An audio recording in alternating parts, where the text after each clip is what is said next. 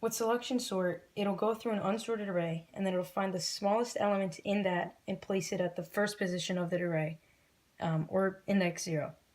So here I have an unsorted array, and the value at our first position is a 6.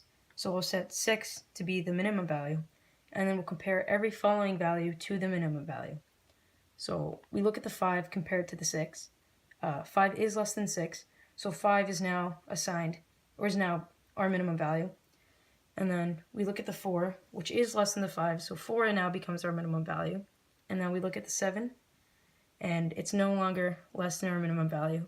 So we just go on to the next value, which is a 2, which is less than the 4. So we can now swap the 2 with the first value that's in the array. So we swap the 6 and the 2. So now the 2 is now sorted, and then we do the same thing again with the unsorted array, which now 5 is at the first position because it's unsorted. So 5 is our minimum value, 4 is less than the 5, so now 4 is our minimum value, 7 is not less than the 4, and the 6 is not less than the 4, so we swap the 5 and the 4, because compared to each other, the 4 is less than the 5. So now the 2 and the 4 are sorted, and the rest of the array is unsorted.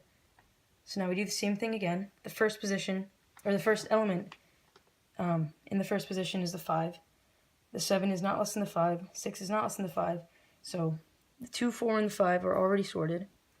And now with the 7 and the 6, we assign the 7 value to be our minimum. The 6 is less than the 7, so we can swap them because 6 became our new minimum value. And now everything in the array is sorted in ascending order. Okay, so this is going to be the sample code, and I first just wanted to go over the best and the worst case for selection sort. So because selection sort runs on big O of n squared, the best case would be that the array is already sorted, because then it wouldn't have to make so many comparisons. It just have to make one every time it goes through the array. I'll just show that. Now this is going to be a short array, but with selection sort, it really only works best if it's a short list, because when it's a really lengthy array, again, it has to make more comparisons. So here it's already sorted, and it doesn't really have to do much. It would just go through the array and see that it's sorted. But when it's in descending order and then you have to sort it in ascending order, it'd have to make n number of comparisons. It'd have to compare the 4 to all of these values, and then once it does that, it has to compare the 3 to the rest of it. And when you have a really long array, it takes a lot of time. With this, obviously that's short, but that's just for demonstration. Okay, so back to the sample code. I'm going to be using the same array that I did with the card demonstration. And the only difference here is that instead of comparing everything to a minimum value, we're going to be using a maximum value here. But it'll still sort the array in ascending order. The only thing is it'll start sorting the it'll start sorting the array from the right. So our largest value will be placed here, and then the second largest would be in the next slot from the right, eventually till you have the minimum value all the way to the left of your array, and then it would ascend to the largest value on the right. So first we have a nested for loop. The first one, we have n, which is assigned the array's length. Ours is 5. So we have that. And then we have integer imax, which is assigned to 0. And then we go into our inner for loop, and integer I is assigned to 1. And if I is less than 1, we're going to increment the value of I, or while n is less than I. So we're going to go into our if statement, and we're comparing the index I to imax. So right now I is a 1, and our index value 1 stores a 5, and the 5, it's saying if 5 is greater than the value stored at the index of Imax, which is a 0, which ours is a 6, then assign Imax to I, but 5 is not greater than the 6, so we're just going to increment the value of I and not do anything to Imax. This will be a 2 because our inner for loop tells us to increment the I value, and then we go back to the if statement. So now we look at index 2, which stores a 4. It's still not greater than the 6, so we're going to increment the I value again to a 3. We go to index 3. It's now a 7. The 7 is now greater to 6, so we're going to assign Imax to 3 because we're setting Imax to the value of I. Ours is 3. And then we go back to the for loop again, do the same thing, except we're going to increment our value. I forgot to do that, so it's going to be 4. Go to the if statement.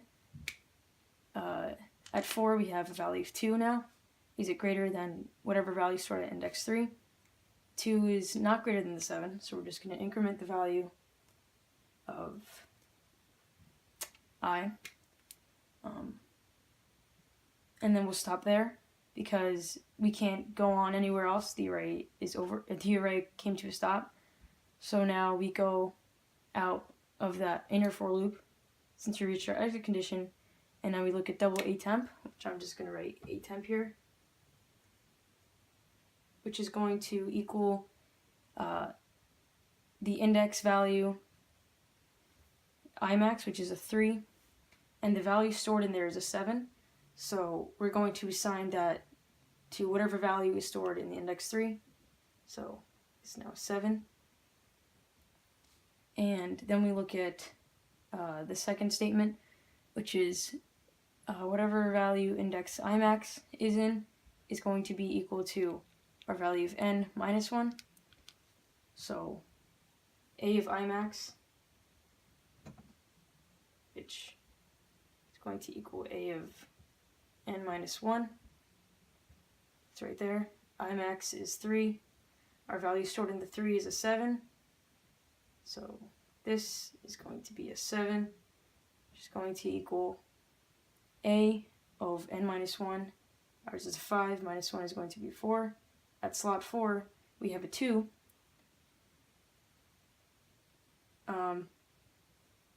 So our 2 is going to be A of 4. And what it's saying is now that,